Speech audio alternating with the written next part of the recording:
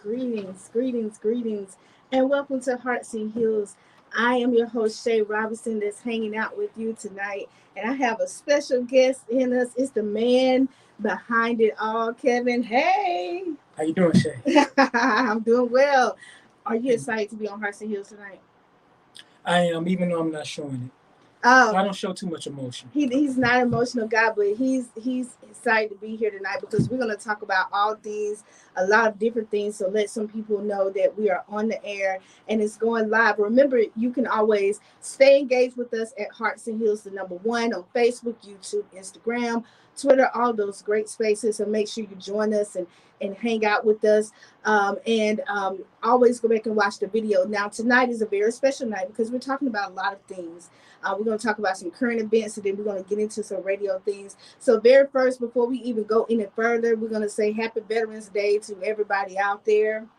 It is, we celebrate you. We acknowledge you. I'm going to give you a little small fact.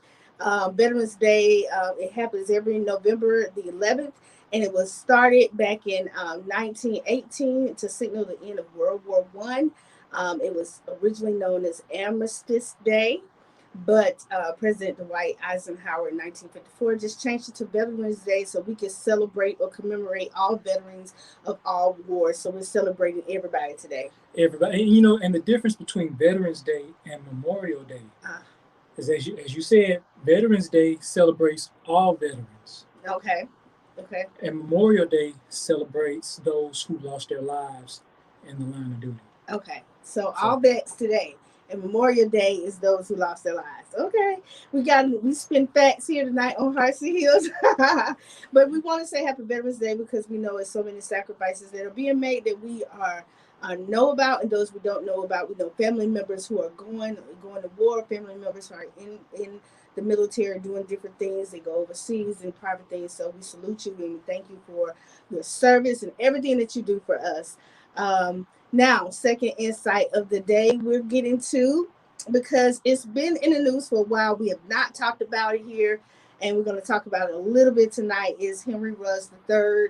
We know he is a native Montgomery, Alabamian, and he has been, he's gone through a lot these past couple of weeks. In case you didn't know, he's a former football player from Alabama, University of Alabama, and he went on to the Los Angeles Raiders, right? No, they're the Las Vegas Raiders Las now. Vegas, but no, you're right. The team was at one point located in Los Angeles. Yes. But about a season, 2 seasons ago, they located to Las Vegas. Okay, yes. So they're the Las Vegas Raiders. Yes. They're same logo. Yeah, same team colors. Uniform, yeah. But they're in Vegas now. They're in Vegas. And he was driving his Corvette about 2 or 3 o'clock in the morning. Yeah. And he was driving about 156 miles, allegedly. I'm going to say allegedly because he is still innocent until proven guilty, right? And we're going to go. He was driving 156 miles per hour, and according to the medical records that the hospitals have shared, he was over 2 times the limit of alcohol, and unfortunately he struck someone else's vehicle, and that person, Tina Tinter, was killed.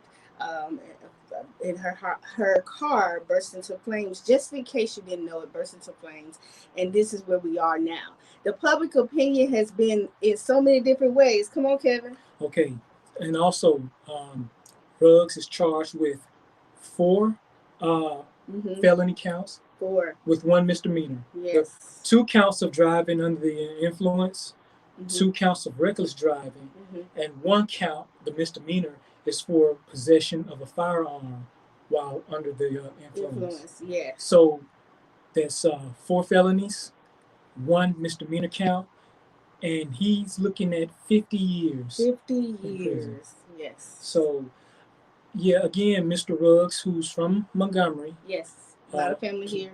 Played for one of the best football programs in the country, University of Alabama. Roll Tide. and not only is he a football player, but he's a football star. He is, because his name is known. Yeah, he's really great. He's a really great athlete. He was a great wide receiver.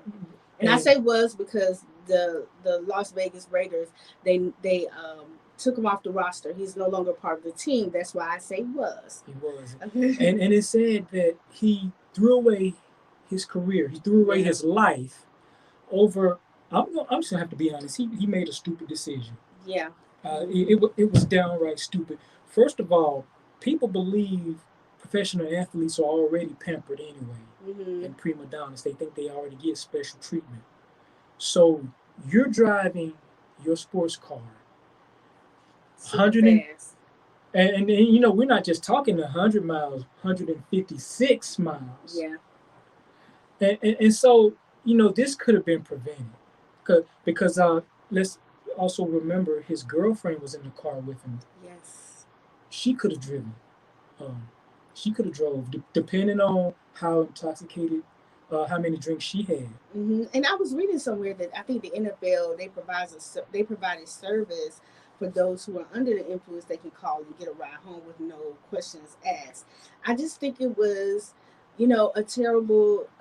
So if everything is the way that we have it now, it was just a terrible decision, and it's so unfortunate because it's not, a lot of times people go straight to it. It impacts his career. Yes, it does, and it impacts his career and his money, but it impacted someone else's life and someone else's family life, and not only their life but his family's life. It's just so unfortunate that, I always tell my children, make good choices.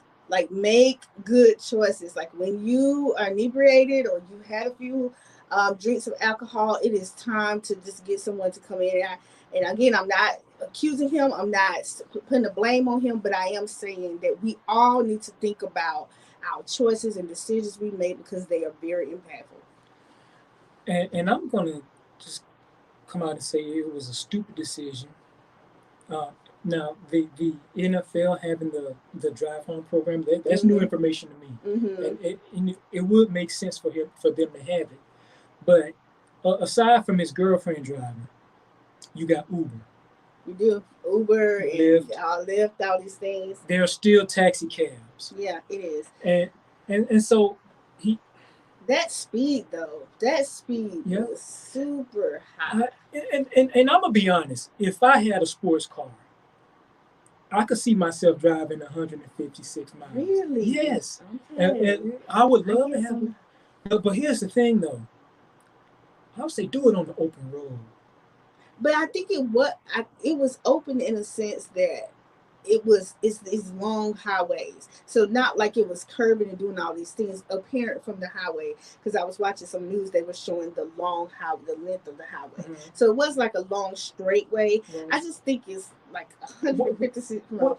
Was it still in the city limits? It was in the city limits. And from what I get, it was a neighborhood.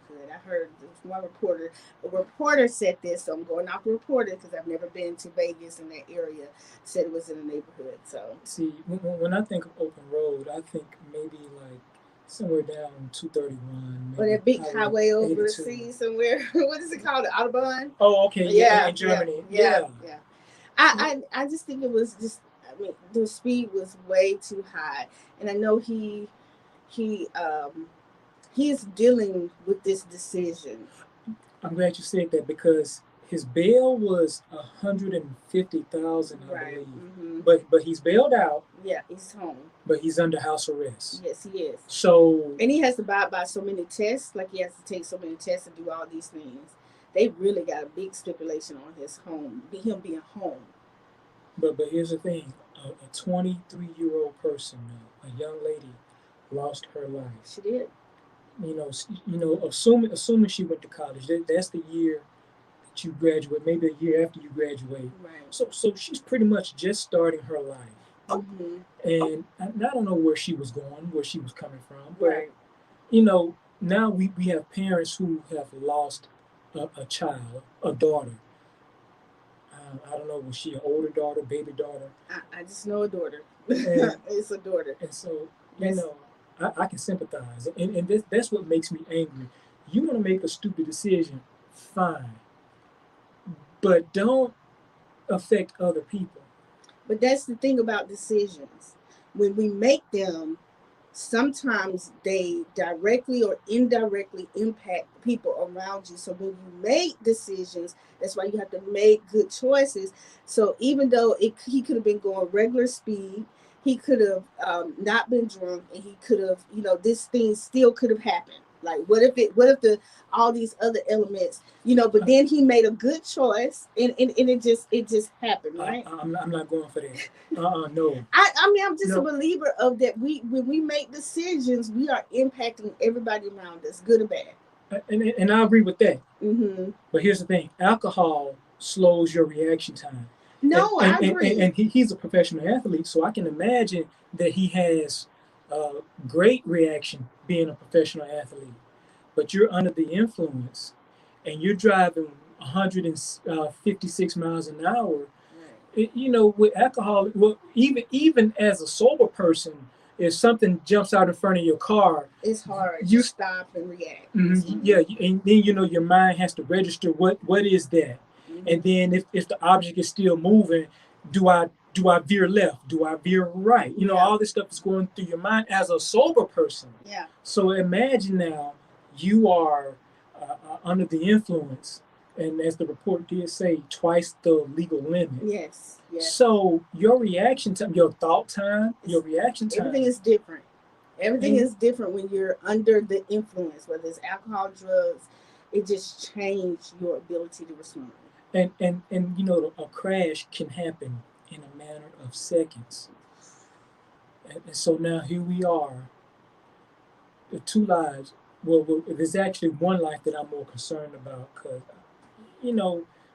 when people say, I feel sad about this situation, a lot of times they're talking about him. Mm-hmm. Because they know his life, they know what he's experienced, they know the sacrifices he made to get to the position that he's in. So we acknowledge that, but we're just saying it does not overweigh or overpower the fact that life is not here. For me, and when we talk about feeling sorry for someone, I can't help but to think about that 23-year-old young lady who was just starting her life. Yeah. And because I think about just like he was, in a sense, like he was just getting in the NFL and setting records and really establishing himself. And I've heard people talk about that he was eventually going to become the franchise player because he was just that good. So he was starting his life in whatever direction, and she was starting hers in her direction. And now her life has been cut short. But because of his decision, she's the one who's gone. And when I was 23. I was in the military, going back to Veterans Day. But I think about as a 23-year-old, a 23-year-old in the military is the person who's putting their life on the line. That's someone who probably should have died, especially if you've gone overseas. Right. But again, this young lady, she was just driving a car with her dog. Just in case you didn't know, her dog was in the car, and he also succumbed to the injuries of the accident. Yeah, and if you see the picture, it's like it's a huge fireball. It is. I mean, and to go, and you can hear the popping. That's what really got me, the popping. I just, at that point, I just could no longer take it. You could hear popping, and I was overwhelmed at that point. And I just hate to think about somebody going that way. Mm-hmm. That's, I mean, you think about touching an iron and how that feels. If you accidentally touch a stove, a hot stove. Yeah. But you are trapped in a vehicle. So now I definitely don't feel sorry for Mr. Ruggs. Well, and just a clarification for those out there, the reports are saying that she was alive as the car was burning, that she had not succumbed to her injuries yet. So she was alive as her car was burning. In case you didn't know, you hadn't heard the story. Listen, we're definitely praying for Tina Tintor's family and her mother and father and everybody that is now missing a piece of life because she's no longer there. And I'm definitely praying I'm going to speak for me. I'm definitely praying for Henry Ruggs as he deals with this. He deals with the fact that he is responsible for this, because I'm quite sure that's a reality for him. It is such a sad situation. Make good choices. The only thing we can do, if your parents out there, the only thing you can tell your children is to make good choices. Try to keep them from being embarrassed or feeling like they can handle things or feeling like they're larger than life, so that they can make good choices. And again, we all have made some bad ones. But I don't think any of us has done anything that caused the life of another. I got to stress that. I don't think we have, but I don't think so. I'm going to say for myself, I have not, I don't have that as part of my past, right? But that doesn't mean that I hadn't put myself in situations where that couldn't have happened. Like we have, like there are some people who've been drunk driving for a long time and they have not hurt anybody. For example, the young lady, and I can't think of her name, but it's a young lady. She killed the mother and the child. It was a white lady that was driving, and she had several DUIs. And this accident, she actually killed two people. See, people like that. That's been, and I guess that's where people see it. You know, she has been doing this and over again, and now she has killed someone because they continue to. She didn't learn her lesson. We're just saying now we're at this day of age. We have had moms and all these different organizations. I'm quite sure that he's been taught about drunk driving. We're just saying make a choice. Which brings me to this point that there is a thin line between a bad choice and a stupid decision. Yeah. So then, it's that thin line. And so Yeah. I'm with you on that. So it think about our choices. And if it sounds stupid, more likely it is stupid. Don't do it. But that really leads me to this other conversation because in addition to Henry Ruggs going through, Travis Scott is going through. In case you don't know who Travis Scott is, he's a rapper. I don't necessarily listen to his music, but he has this big Astro World Fest every year in Houston, Texas. And he's been having it for the past 3 or 4 years. Of course, he didn't have it last year because of COVID, so he brought it back. Now, let me tell you something interesting before we talk about what actually happened. It is a festival. So they have carnival games, they have roller coasters, and at the end of the night, they have concerts. And he brings it, mainly it's his music, but he brings in other people for the stage. And it is a black male. He's in his early 20s. And go ahead. No. He's 30 now. He's 30 now. He's 30. Okay, I thought he was in his 20s. He's 30 now. A lot of these rappers are looking young. he does look young. But he's 30. And he has had this festival, and during the festival there was a surge. The people start pressing against each other and pushing towards get to the stage. We have no rhyme or reason why they were doing it, but unfortunately some people were crushed. And as of today, earlier today, and it may have changed since then, but as of earlier today, 9 people have died. Yeah. The latest victim who was hurt during the incident died today. Yes. So and as to why they did it, here's my guess. You just mentioned it. They didn't have the concert last year because of COVID. Right. They brought it back. The fans are so excited. Yes. They they want to see Travis and whoever else is performing. Yes. I think Drake was there, SZA, so it's a couple people. So people wanting to see their favorite artist so badly. Yes. That they just rushed through. Not the part of the video I've seen, they were running through the gate, running over the gate. And so then let me just make this point. I've been in a similar situation. Mm-hmm. Now, I don't want to date myself, but back when they used to have parties back at the Carmichael Center. Yes. Okay, this particular night, I forget what event. I forget if there was going to be a live performance or just a party or whatever. I was in line, a bunch of people near the front. People in the back were pushing the crowd to, I guess they were obviously to get in. The people in the front were being crushed against the wall. So me and many other people in the front, we had to hold our hands up against the wall to keep ourselves from getting crushed. And this one particular young lady I knew, she, I guess fearing for her life, was crying because it's almost, I guess, it's, for the lack of a better phrase, it's like it's a crushing feeling. It's like you're helpless, right? Because you really can't push against the crowd. You can you may be able to push against one person, but then there are 2 other people that you can't push against, and then there are still pushing against you, and you can't go anywhere. Like you're trapped. You're You're really trapped. trapped. You're trapped. And so one young lady was crying.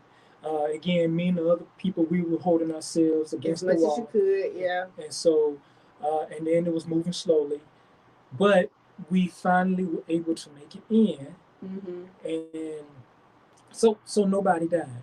But long story short, I understand the feeling. Yeah, the excitement, and I do. So that's one of the things that I'm tricky about. Mm-hmm. Like I don't think, and you guys may not agree, but I just don't think it's his fault. I don't know. Now I know he made a statement. We're gonna stump the ground. We're gonna make the ground shake, or we're gonna do something like that. And I think that's just part of concert life. I remember going to. I'm not gonna date myself, but it was this famous artist back in the day, and he was like, "Jump as high as you can," and we jumping and stuff, acting the fool, trying to get jump high because we see, they're telling us something to do, and we're doing what everybody else is doing. So I don't know for me if I necessarily believe that it is all Travis's fault. I believe that sometimes we have to take responsibility because to me this is very similar to Walmart. When you at Walmart or you're at these Black Friday sales, mm-hmm. and we stumping over each other and pushing each other trying to get to the front. So now we at this concert and we're using the same mentality. And again, these kids have been trapped up and they ready to get out and hear this big concert. I don't know if I would really say that it is his fault. And I see where you're coming from. But I mean, in my mind, you must not have a life to want to try and get inside of a concert or a party. I don't. I just saw COVID when I looked out there. I was like, ooh, too much breathing. Too many people. Look, the only concert I'll probably go crazy for is the OJ's concert or Isaac Brother concert. It's Janet Jackson for me. No, I do get the excitement, but I don't know. And I think part of, from what I understand, one of the reasons Travis is being sued because right now he has 50 lawsuits against him. Yes, and it's rising. I can imagine because in addition to the 9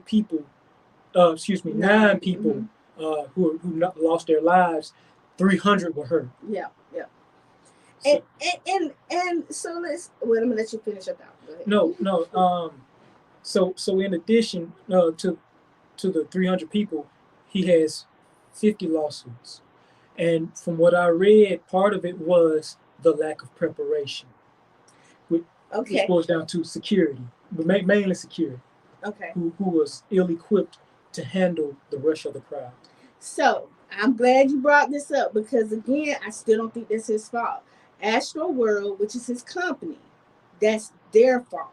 That is it's not the artist's fault because, again, if he wasn't over Astroworld, right? If he was just a person performing and all this happened, it's not the performer's fault. It is all the people who are organizing this event and they don't have the people that they need.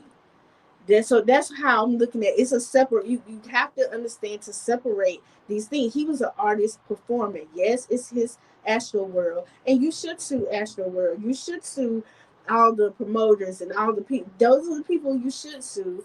But I don't know. So, and I'm not saying don't sue him. I'm just saying I don't believe it's his fault. People were saying that he didn't summon for help. Yeah. What even though we got word of the rush. But there were videos of him stopping the concert saying help such as do this. So do y'all remember back in the day, do you remember back in the day watching the videos of Michael Jackson performing and they had these live concerts and then these people would fall out and, they would surf them over the crowd, get them to the end so they could get medical help and they literally just fainted, right? I can't imagine, and maybe I'm just not, maybe I'm unrealistic, but I can't imagine somebody continuing to perform thinking that someone is dying. I think my perspective, and again, this is what I think he thought. So I think he thought these people are passing out. I don't think he necessarily thought to himself, they're dying. Because again, you go to concerts, you outside, it's hot, it's 1 million people on you, we jumping and screaming and hollering, and it was a push. I just don't think he would have continued to perform knowing that it was that dire. That's a great point. And you know, you will have to know Mr. Scott personally. Yeah, so again, this is all my opinion from the outside, just hoping for the better good of people. But and it's possible that yeah, that they're not going after Travis Scott, the artist. They're going after Travis Scott, the owner, the promoter, the head of Astro World. But I think they are going after him because it goes into this cancel culture. They have decided that we are no longer going to support him, that we're no longer going to, buy his music, as if he said to himself, I'm just going to keep performing because I know this person has had a heart attack, or I know this person has died. I mean, I just don't think that he intentionally, and not that he didn't unintentionally, I'm not sure the responsibility in legal terms and how it all goes. I'm just saying intentionality. Like, there is a difference between someone intentionally standing in front of you watching you die than someone thinking you just passing out. But then I don't think Henry Ruggs intentionally crashed his car either. But that's okay. Let's say that. But that's why I say it. I'm not saying that he doesn't have a level of responsibility, but I don't think he intentionally, like, I don't think Henry Ruggs said, okay, I'm going to go out here and hit somebody's car. And I don't think Travis Scott sat on the stage and said, hey, I'm going to keep performing because, who cares that these people are dying? Why would he do that and then come back and pay for all this? I mean, I don't think anybody with any common sense, and again, I just related it to Michael Jackson. I used to watch the concerts. And I remember, and I know what you're talking about. They falling out. He's singing Heal the World, and people going across, and they arms, limp. Yeah. They limp, bodies are limp, and they were just fine. It's just they passed out from the heat and the excitement of being in a crowd. So I struggle with that because not that he shouldn't be responsible, but I don't think we should cancel this cancel culture, and we gotta understand what we're doing with that. Like, I don't know. Well, we this cancel culture. At least the phrase is pretty much a new phrase. It is. It is. Now the concept is old, but right. But the phrase is new because cancel culture, is basically a lot of backlash online. It's online backlash. Mm-hmm. Somebody on social media. Yeah. Type. I call them typewriter bandits. That's what I call them. So people have a lot to say when they're online. When they're online, cancel Travis Scott, cancel Dave Chappelle. I can talk about that. And then here's another one. Now I was looking at Paul Rudd. Listen, I have a lot to say about all that. So this cancel, because see what it is just a form of ostracizing. Yeah. Kicking someone out of the club, or making sure they don't get another job, and before cancel culture, it was being blackballed. Yeah. But when do we stop? So when do we really decide that this person should be canceled because of their opinion, or we're really supporting a movement because what they're doing is dire to us? I think that's for the individual to decide. I just think we bandwagoners. I just think everybody gets on this train. Like, everybody's on this train. I don't even listen to Travis Scott. I don't even know anything. You can't tell. If you ask me one song the man sing, I cannot give you one song, right? Exactly. Yeah. But I still am not in agreement with you canceling him as if he decided. Now, for the spiritual people out there, now I've heard all the rumors about him being demonic and the whole wheel and the light and the skull, and I don't know. I haven't been the one to spiritually discern or to look that far into. I think that's way too deep for me to get in. I mean, for me, for other people, yes. I just don't. I mean, I don't necessarily if I agree with some of the things that we do in cancel culture. I think that we really have to look at situations and ensure, and even, I mean, it's Dave Chappelle. You brought up Dave Chappelle as a great example. I don't know if I agree with cancel culture of Dave Chappelle. I just don't know. And I want to make this point first of all about Travis Scott and or anyone in general. Mm-hmm. Anytime you are in charge of something, you are responsible for what happens, good or bad. That's true. Whether intentional or unintentional, Right. you are in charge. That's what That's what being in leadership is all about. You're right. That's what you learn in the military. Hello, Belarus Day. So you see how we all taking it back. We're taking time it all in. How it all relates. Yeah. So again, you're responsible for the results, good or bad, Mm-hmm. intentional or unintentional. So it's I guess we're just going to have to see in the courts how it all plays out. How it all plays out. But also he did something really smart. I was saying to myself, I pray that he had some insurance on this event, because a lot of you don't know, if you don't plan events, that a lot of times you can't have these events unless you have insurance. Mm-hmm. So he did have insurance, and from what I gather, because I don't know personally, it is $25 million. That is the insurance that they took out. So I don't know what happened, but if you have events in city spaces and in those state spaces, you have to have insurance in case something happens and in case someone sues you.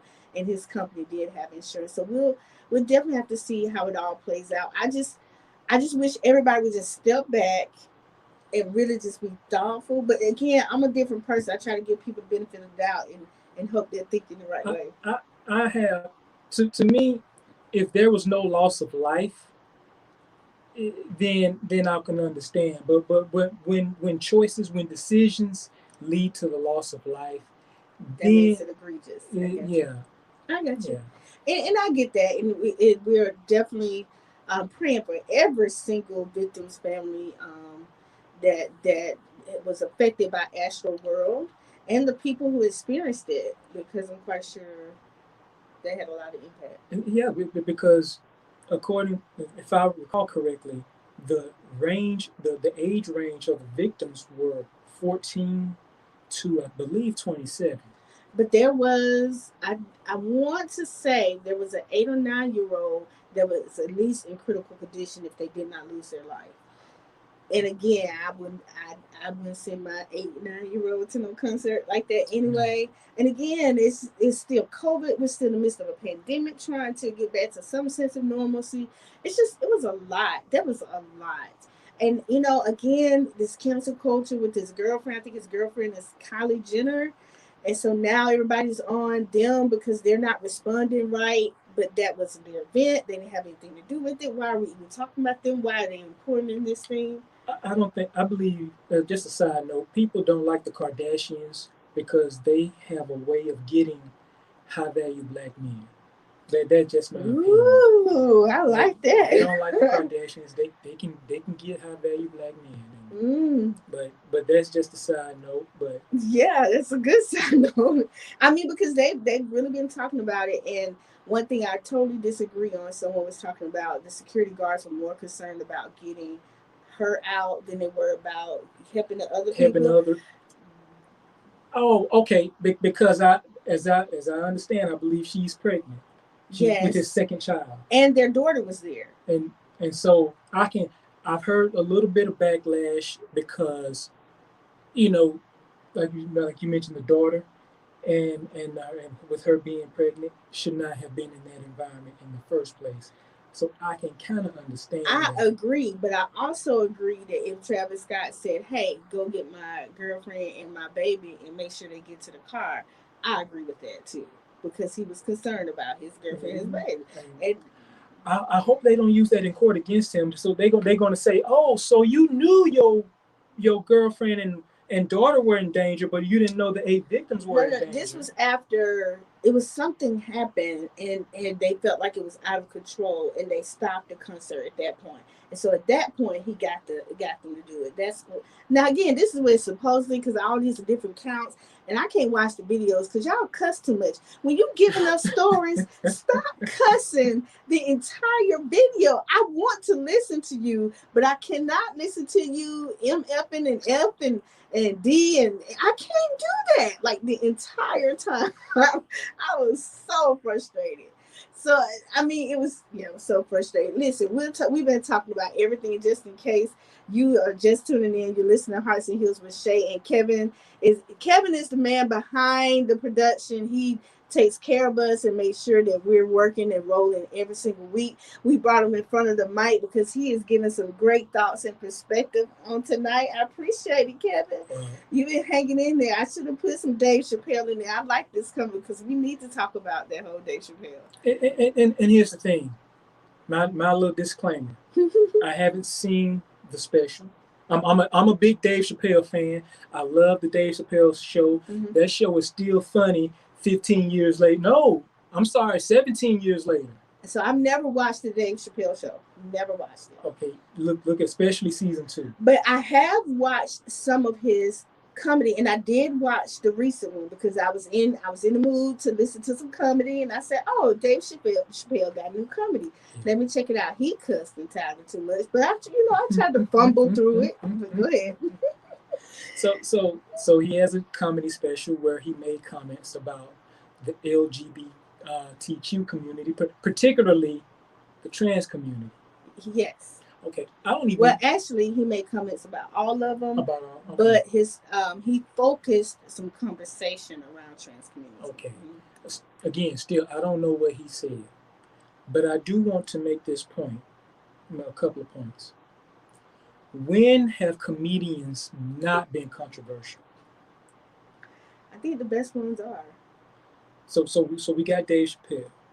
Let's look back at George Carlin, and you can find some of his clips on YouTube. Oh, I've watched them. Okay, and then let's look at maybe even Sam Kinison. We've got Rodney Dangerfield.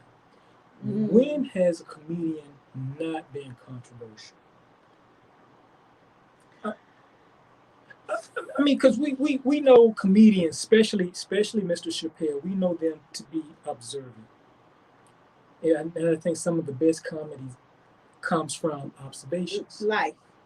Yes, just life. So if he observes something and he states it, then what's the problem? Why are the LGBTQ community, why are the trans community so offended about what was said? So one of the things that I was reading is they were talking about they feel like he is the violence that they experience, that he's negating that or taking away from that. I don't think that's true because there are a lot of black jokes or a lot of white jokes, and it doesn't mean that we're taking away from what happened. We have heard comedians have jokes about racism or slavery.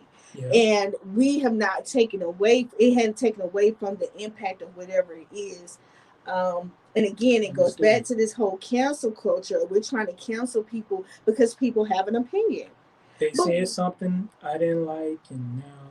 But isn't that what we do? We post on Facebook, we post on Instagram, on Twitter. We all give our own thoughts about life and what we want. And this man, he has a comedy show. It is quite funny and interesting, might I add. But I think he's risqueing a lot. I used to think that Bernie Mac was risque. And Bernie Mac he dealt with a lot more sex. He dealt with sex and he cussed everybody out, right? But I thought he was risque back in the day. Red Fox. Red Fox. Back in the 70s. When you watch his 60s, comedy shows, yes. Richard Pryor. Yes. But I just think it's because of the community and they're fighting a struggle. They're just trying to blackball him. So everybody needs to be able to come to the table, and everybody needs to be able to listen and to listen to understand, and not necessarily listen to blackball or cancel or I just because I don't like what you said or how you said it. I mean, I just thought it was a comedy show, that you watch? Here's the thing, though. I mean, I have this question: do people really have the power to cancel someone? I think that we have the power to impact someone's level of impact. I got you. I got you. So I But don't think we can cancel them, but I think we can impact their level. So my example is Dave Chappelle. They tried to get him off Netflix so the series wouldn't be seen, and Netflix pushed against it and said we're going to stand by this because again he wasn't derogatory. And he said something really interesting that he on all his series he used the N word hmm constantly. yeah, And not one time has anybody said, "Ooh, that is offensive. Let's stop using the N word and let's stop doing this." And everybody's okay. But he made a joke about the trans community, which again he also in that series talked about someone he knew and had a relationship with, and how they gained an understanding. So I didn't understand how they got that he was against transgender because I think his translation was incorrect. I think we're supposed to say transgender. I'm not I sure. The understand. trans community. Yeah, We're gonna stick with that because I don't want to offend anybody. The trans community. I respect yeah. everybody. Don't cancel Hearts and Heels. Oh no, don't cancel us because we all about just sharing the I mean, we gotta talk about it though. We can't sit in our corners and not have these conversations, right? Exactly, Because exactly. So, that's why we get to this point of anger and oh I can't stand you and oh I can't believe you did this. I think the man had a coming show and it was fun. and in Mr. Chappelle's case, if if a certain a number if a certain amount of people decide not to watch his special, Yeah. how is that going to impact him versus the people who are going to actually watch his special He no matter already what? got his money. And that's what I'm saying. So He already got his money. so can you really cancel a person? I just think they're talking about futuristic things, but again, Dave Chappelle is not the guy for that. Like he, so when we were trying to cancel Steve Harvey back in the day, you know, Steve Harvey backpedaled and went around and tried to explain stuff. You know, he did that. And I'm not talking about him. I'm just talking about what he did when he had the meeting with Trump, and everybody was like, "Oh my goodness, I can't believe you met with Trump." Then he apologized, and he didn't apologize, but he came back and tried to explain what he was doing. Dave Chappelle has never been that guy. He is, I'm going to say what I need to say. You like it? All right, then. If you don't, okay, then. You know, he's okay with it either way because it is his opinion and his form of expression. I just say this, ladies and gentlemen, if you don't like it, turn the TV, turn the radio. If you don't want to hear it, turn the TV. You know, in some parts of it, I was just like, this is too much. I can't deal with this because it was too much for me. I turned it off and I kept it moving. I mean, that's what you do, right? It could be that we are more sensitive now than we were years ago. You think about we some of the No, I names. just think we have a better platform to complain. Uh, I think Interesting. we feel like our opinion matters more because we can share it with the world. And there are some people in the world that can latch on to us and make us feel like, oh, we feel validated about our opinion. That Because is before we just said it in the house and hmm we just had a house conversation. hmm But now we get on social media and we harp together. We get into these groups that have the same opinions. And now we formed this opinion and we created this road to whatever this land, our opinion land. And I think that's what it is. understood because you think about the thin difference between cancel culture and blackballing. You had to actually be a part of the group in order to Black blackball a ball. person. Mm-hmm. Whereas cancel culture, you can just type on the your keyboard Yeah. and And let's just be honest. People who disagree with those people, and when I say those people, anybody that disagrees with anybody or has a differing opinion, anybody that disagree with that, 9 out of 10 times they're not going to respond to those posts because people are so angry. Like nobody is willing to listen to the conversation. Everybody is so angry. Oh, I'm so mad at Dave Chappelle. I can't believe he did this, blah, blah. So if I could get on the comment and say, well, have you considered looking at it from this point? Then I got 1,000 people jumping on me because my opinion is different than yours. So if you, to me, a lot of people are not going to get on the post because they don't want to they don't want to be attacked. So then they go and create their own posts about whatever. And then now you have all these people that agree with them on this post and anybody that disagree. So it's a constant cycle of us wanting to get our opinion and thoughts across about everything, even from Henry Ruggs. I have seen so many posts talking about, don't condemn him and don't he's a very nice guy and don't you guys try to make him out to be this villain. And I'm thinking to myself, I had seen one post. Now that doesn't mean that there aren't posts out there, because I did read the comments the other day and I was like, oh my God, these comments are atrocious. But more than likely, people are going to have their own opinions. We don't have to say, oh, he's this wonderful guy and he did. I mean, nobody is questioning whether he's a nice guy.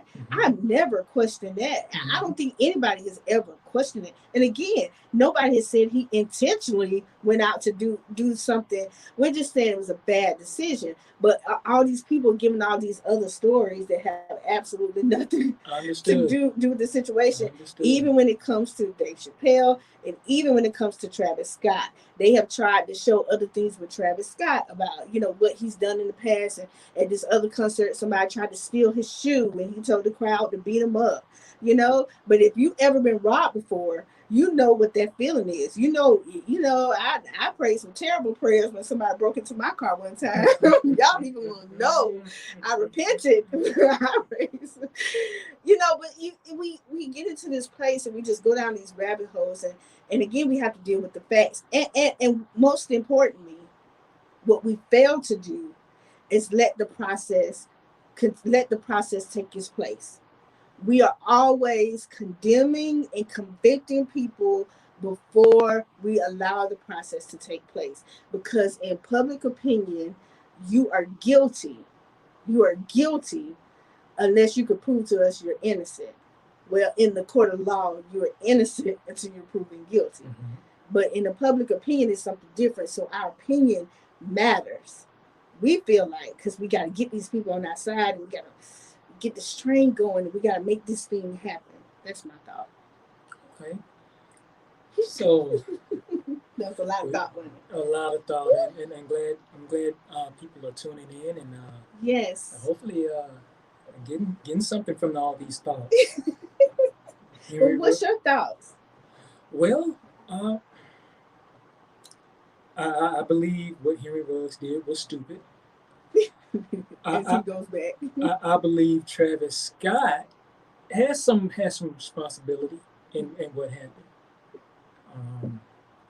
Anytime we are dealing with the loss of life, again, and that's so touchy. Yeah. Now with Dave Chappelle, I don't think anybody's gonna be able to touch Mr. Chappelle. He, like I said, he's got his money.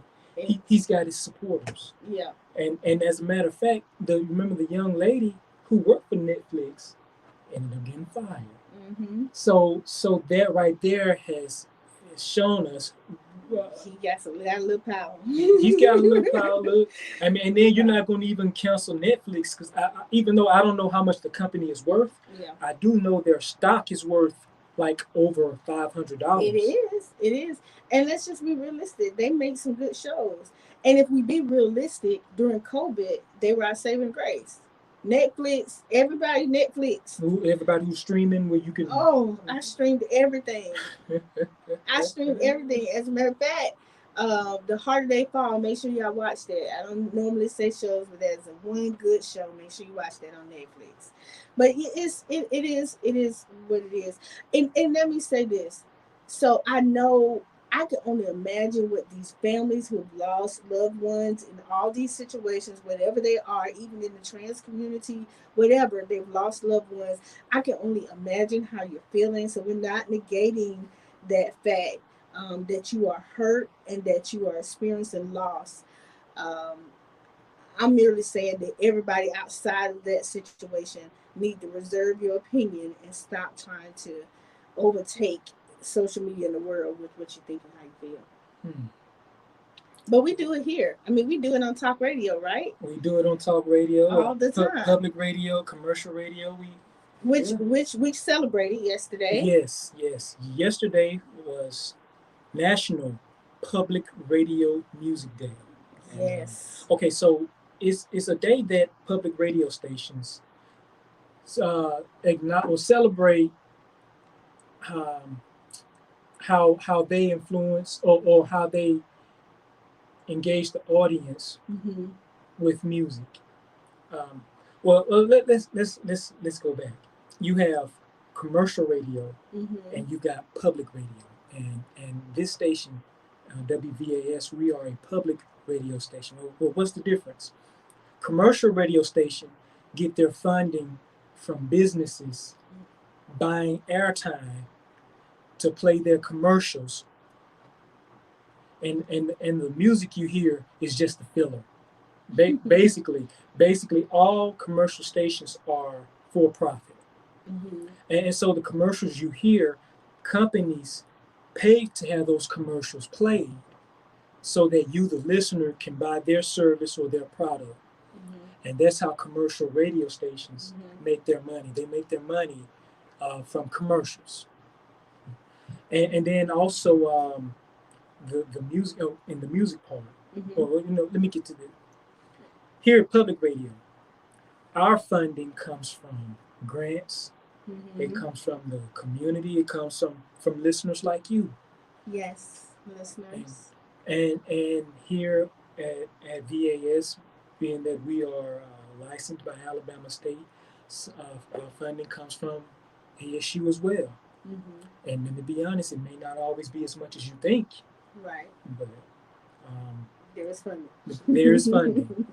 And so when we have our fund drives, we definitely rely on you. Need your support. Yes, thank you. Mm-hmm. Yes, during that time. So basically, that's where that's the main difference between the two. And we don't play commercials like Mm-hmm. commercial stations. We play public service announcements. Yes. And part of my responsibility here is to sometimes record those announcements, Mm-hmm. one of which you were part of. Yes, I hope you heard the beautiful voice of Shay. Yeah. Even when I had a cold. But it was beautiful though, because I took your voice, my voice, and our production and our program assistant voice, Mm-hmm. and blended them together Oh wow. and into one as we call it spot, Mm-hmm. into one service announcement. So your voice started off with one sentence. Yes. Okay. And okay. Miss Hear it. Okay, I still got it recorded though. Thank you. But yeah, your voice started off with one sentence, and program assistant back came behind with the next sentence, Mm-hmm. and I finished it up with the last sentence, and Mm-hmm. it just flowed like that. Yes. So I recorded the three voices and edited them, put them into the system in the computer, Yes. and our announcers played it over the air. And so that's one of my responsibilities. One of them. One of the many. Yeah. And so getting back to public radio music, we here at VAS and most public radio stations Mm-hmm. don't have a playlist to go by like with commercial radio. Mm-hmm. You listen to some of your favorite commercial stations and you wonder why you're hearing the same song. I know. 10 times. You can hear it's like the same time every day. Commercial radio stations now are owned by big companies. Mm-hmm. It used to didn't be that way though. Not big city, but even as the ones here, they're iHeartMedia. Yeah. Mm-hmm. Who are based in Dallas, Texas. Mm-hmm. So you have a company owned in Dallas, Texas, telling stations in Alabama What to play. what to play. When to play it. Okay, gotcha. But we don't do that here. No. We're just funded from you. We need you guys and your support. So we will be having some fundraising things that will be coming up. So make sure you support. And VAS is a great station to listen to. They play some wonderful jazz. We have some great people that are on the air every week. As you know, we had Angia on last week that talked about her show. So we got some great things at WBAS, and I'm quite sure. And I was hoping we could get into this conversation a little bit more, but we have spent so much time talking. I've enjoyed you, Kevin. Well, You've thank been you. great. And you know what? That hour did go by fast. It went by. He hears me say this every week to everybody when they come in because they're so nervous. I'm like, no, the hour is going to go by so fast you would never know, and it's always a great conversation. We just want you to know that at WBAS, your opinion matters, your perspective matters. As we had Melanie to come and talk about that last week, so stay tuned, listen, be engaged to WBAS and the things that we do. Be engaged with Hearts and Heels, support us as we move forward. Kevin came from behind the mic to in front of the mic tonight. Kevin? Yes, and now I have to get back to the mic, get back to the control board to play your outro music. Anything you want to share with the people before you go? I'm glad to be here, and I hope you enjoyed what we said. Maybe I get to do this again. Yes. And remember the number to our request line is 334-269-6785. And until then, take care of yourself. Yes, remember you can call in and always request something. I hope you guys are out there giving him virtual hand claps because he was definitely amazing. Now remember, you're listening to Hearts and Heels. We are here every single Thursday, and we're giving you different words of wisdom. We have talked about everything, so if you missed anything, make sure you go back and listen. We just want to give you some different perspectives and just let you see things differently. Kevin was great in the studio. Next week, we have a wonderful guest on. We're going to have Miss Shakia Calhoun in the studio sharing some things. So make sure you tune in and get someone else to come and share as we get ready to talk about some wonderful, wonderful, great things. She is a great friend of mine, and I can't wait till she gets on and share her story. Now, remember, ladies and gentlemen, whatever you do, do it with all your heart. And if you can't put your heart in it, put your heels on it and walk away. Thank you for listening to Shade Tonight on Hearts and Heels with Kevin. I'll see you next week. Good night. Bye, guys.